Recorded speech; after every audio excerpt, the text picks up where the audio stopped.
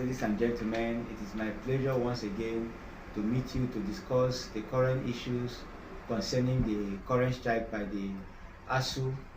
As we all know, recently the Minister for Labour and Employment, in the person of Chris Ngige, came out to give a breakdown of what has been happening between the ASUU and federal government, and he made mention of some points which I wish to clarify the general public with regards to the stance of ASUU. First and foremost, he said the the federal government asked the Ministry of Education, the Nigerian National University Commission, and the ASUU to meet and discuss and then give them feedback. But in my own opinion, I'm saying the Ministry of Education and National University Commission (NUC) and the Governing Council are all part of federal government. So you cannot ask them to go and meet and come and give you feedback when you already know that the NUC, the Governing Council, and the Ministry of Education are all part of government. So in that aspect, I believe or I think the minister erred. That's number one. Number two, again, he now made mention of going back to renegotiate the 2009 agreement. As you all know, the 2009 agreement is actually an agreement made between ASUU and federal government that after every 5 years, the salary structures of the lecturers should be reviewed, as in increased or stepped up, and then the federal government agrees to do that. So now what Christian is saying is that since they have already made the agreement and the federal government cannot meet up to that agreement, they should go back to the 2009 agreement again to renegotiate the agreement. Is giving ASUU a very big problem, because ASUU already saying that with the way things are going, there is increase in the cost of living, general standard of living, and then they want an increased package. Again, he also made mention of the issue of IPPIs. He now said that the payment platform developed by ASUU actually worked. When they put it into test, it worked very well, but that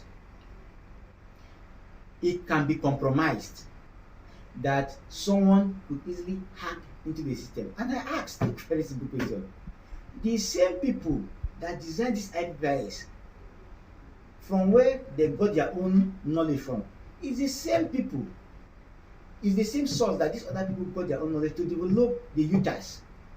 I don't know if you're getting me. What I'm trying to say is that Dr. Chris Ngige said that there's problem with the UTAS, the payment platform developed by the ASUU, that someone can, number one, can hack into it.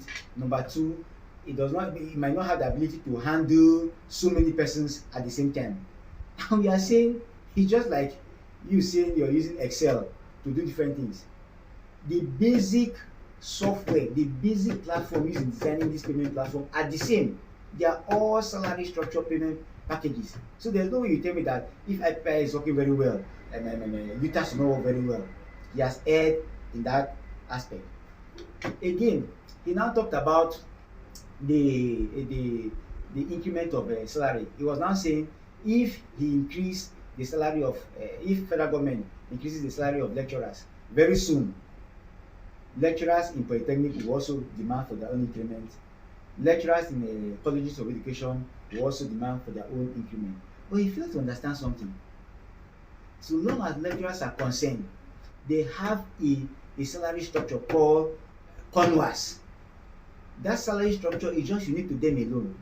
So there's no way you can tell me that if these people are saying increase our salary, other people will come. Different, parastatals or different agencies or different federal government bodies have their own salary structure. So there's no way one other person will say, come and increase my salary just like that. It must follow a particular process. This one, an agreement has been reached already for ASUU. It's totally a different ball game. Coming to compare it with other people and say the health sector will come and say also increase our salary, and that he's just giving excuses. That's what I'm saying. Then the last issue he also said was that when ASUU met them, they now asked ASUU to go and meet, have an agreement, and come back to tell the federal government, which he represents the federal government in this case, about the outcome of the agreement. It's very funny. It's very, very funny because the ASUU have already given their own stance, what they want. It's not left for federal government to say, this is what we can offer.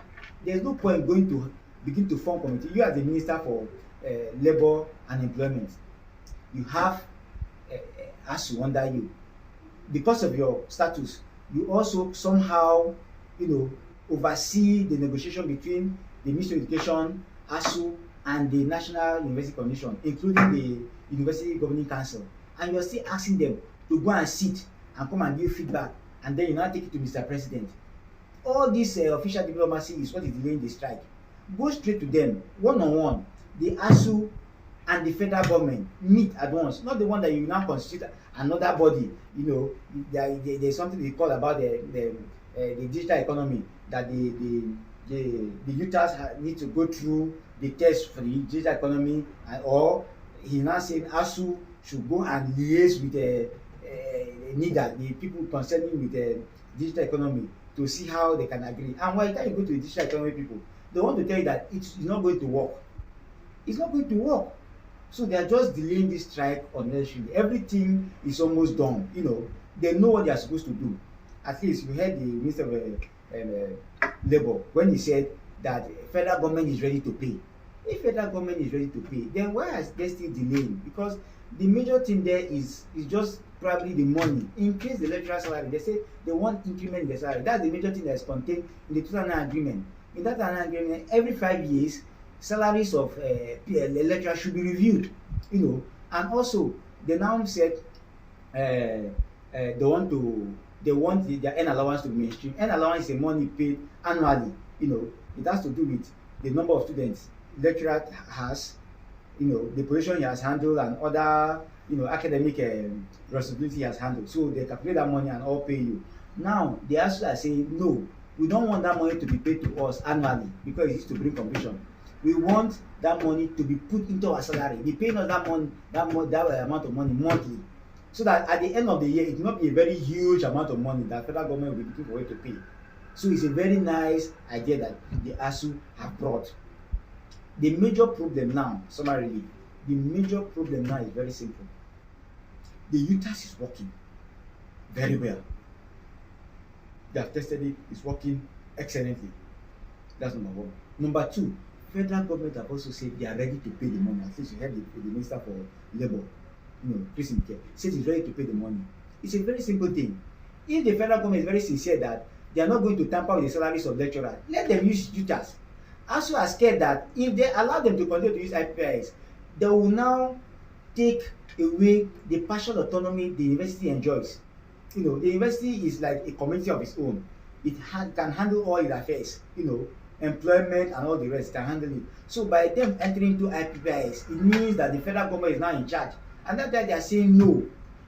So that's just the issue. So there are just two main issues there. Number one, IPPIS and UTAS on one side, and salary increment. But the issue of mainstreaming their earn allowance, as in putting the earn allowance into their salary direct, so that every month they collect that earn allowance, has been settled. So the two broad issues now is just salary increment and UTAS. That's the two problem. Don't forget, the non-teaching staff also brought their own payment platform. The federal government further went ahead to compound the problem by asking the NITIDA, that's the people in charge of testing software in Nigeria, to test the software for non-teaching staff, UTAS and IPPIS, to see how they can move. That's confusion. And he was trying to create a enmity between non-teaching staff and the lecturers by saying the non-teaching staff also develop their own, trying to make everything very complex. Meanwhile, it's very simple. The major people here at the ASUU, as soon as ASUU calls off this strike, the non-teaching staff will adjust themselves and they will know what to do and everything will be resolved. So you should stop beating about the bush and go straight so that students can return back to school. Please. So we are hoping that there's all around he has said there will be meeting anytime from now. So we are waiting for the meeting, and whatever happens, we'll give feedback. Thank you once again.